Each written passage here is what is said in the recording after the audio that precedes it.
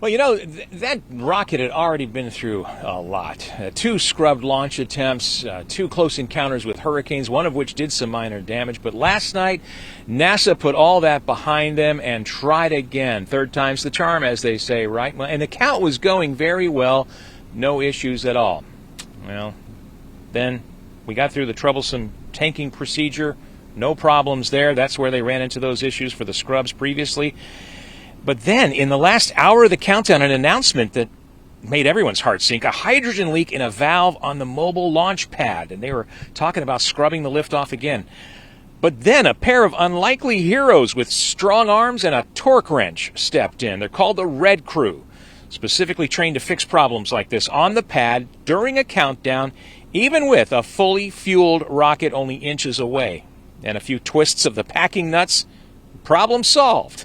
No more leak, and the countdown continued. Really great work by that red team. It's always a hard thing to do, to send the red team out to the launch pad. You only do it when you feel like you have to. But in this case, I think the team felt, that really our most likely case here was that we just had some loose nuts on those valves, and so we sent the team out, and they did a terrific job, and we got that issue resolved. So definitely a high moment. Definitely was. And one of the men said last night that he'd been on that team 30 years and had never been called out to the pad. They said they were happy to be called on to help get this rocket off the ground and get the Artemis program off to a safe start.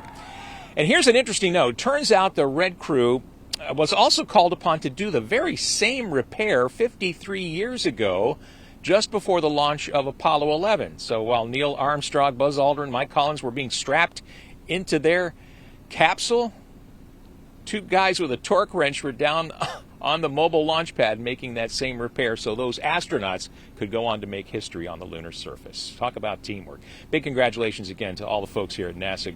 Well done. And their partners, their private partners, many of whom, of course, are our friends and neighbors right there in North Alabama. Reporting live at Kennedy Space Center, I'm Dan Schaefer, WAAY 31 News.